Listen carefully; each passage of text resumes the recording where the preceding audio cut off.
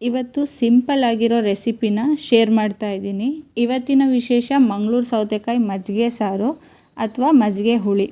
ಬಿಸಿಲುಗಾಲಕ್ಕಂತೂ ಹೇಳಿ ಮಾಡಿಸಿದ recipe. Try ಮಾಡಿ ಹೇಗೆ ಬಂತು ಅಂತ ಕಮೆಂಟ್ ಮಾಡೋದನ್ನ ಮರಿಬೇಡಿ.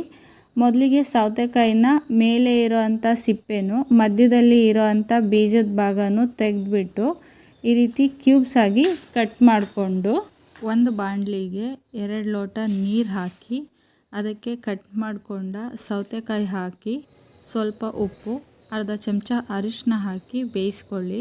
ಒಂದು 90% ಅಷ್ಟು ಸೌತೆಕಾಯಿ ಬೇಯಿಸ್ಕೊಳ್ಬೇಕು. ಈಗ ಒಂದು ಮಿಕ್ಸಿ ಜಾರಿಗೆ 1 ಕಪ್ ಹಸಿ ತೆಂಗಿನಕಾಯಿ ತುರಿ, 1 ಚಮಚ ಜೀರಿಗೆ, 4ರಿಂದ 5 ಚಮಚ ಬೆಳ್ಳುಳ್ಳಿ ದಳ ಮತ್ತು ಚಮಚ ಅಕ್ಕಿ ಮತ್ತು ಕಡಲೆಬೇಳೆನ ಅರ್ಧ ಗಂಟೆ ನೀರಲ್ಲಿ ನೆನೆ ಹಾಕಿ ಇಟ್ಕೊಂಡಿದ್ದೆ.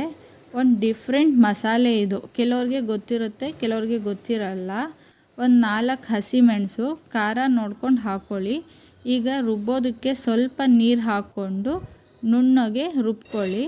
ಅದೇ ಟೈಮಲ್ಲಿ ಈಗ ಒಂದು ಪಾತ್ರೆಗೆ ತೆಂಗಿನೆಣ್ಣೆ ಹಾಕ್ಕೊಂಡು, ತೆಂಗಿನೆಣ್ಣೆ ಹಾಕ್ಕೊಂಡ್ರೆ ಈ ಹುಳಿ ರುಚಿ ಇನ್ನೂ ಚೆನ್ನಾಗಿರುತ್ತೆ.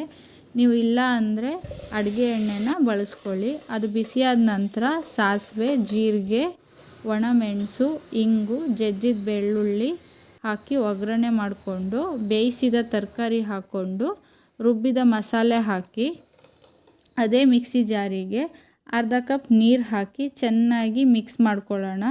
ಈಗ ಇದನ್ನು 2 ನಿಮಿಷ ಕುದಿಸ್ಕೊಳ್ಳೋಣ. ನಾವು ರುಬ್ಬಿರೋ ಅಂಥ ಮಸಾಲೆ ಹಸಿಯಾಗಿರೋದ್ರಿಂದ 2 ನಿಮಿಷ ಕುದಿಸ್ಕೋಬೇಕು. ಯಾಕಂದರೆ ಇದಕ್ಕೆ ಕಡಲೆಬೇಳೆ ಎಲ್ಲ ಹಾಕಿದ್ದೀವಲ್ಲ ಅದಕ್ಕೆ. ಅಷ್ಟರಲ್ಲಿ 1 ಕಪ್ ಮೊಸರಿಗೆ 1 ಲೋಟ ನೀರು ಹಾಕಿ ಚೆನ್ನಾಗಿ ಬೀಟ್ ಮಾಡಿಬಿಟ್ಟು ಈ ಸಾಂಬಾರನ್ನ ಸೌತೆಕಾಯಿ ಅಲ್ಲದೆ ಬೂದುಗುಂಬಳಕಾಯಲ್ಲೂ ಮಾಡ್ಕೋಬೋದು. ನೀರಿನಂಶ ಇರೋ ತರಕಾರಿನಲ್ಲಿ ಮಾಡ್ಕೋಬೋದು. ಮಜ್ಜಿಗೆ ಹಾಕಿದ್ಮೇಲೆ 1 ನಿಮಿಷ ಬಿಟ್ಟು ಗ್ಯಾಸ್ ಆಫ್ ಮಾಡ್ಕೊಳ್ಳಿ. ಖಂಡಿತ ಇವತ್ತು ತೋರಿಸಿದ ರೆಸಿಪಿ ನಿಮಗೆಲ್ಲ ಇಷ್ಟ ಆಗಿದೆ ಅಂದ್ಕೊಳ್ತೀನಿ. ಇಷ್ಟ ಆಗಿದ್ದರೆ ಲೈಕ್ ಮಾಡಿ, ಶೇರ್ ಮಾಡಿ, ಶೆಟ್ಟೀಸ್ ಕಿಚನ್ ಸಬ್ಸ್ಕ್ರೈಬ್ ಮಾಡ್ಕೊಳ್ಳೋದನ್ನ ಮರಿಬೇಡಿ. Thank you for watching.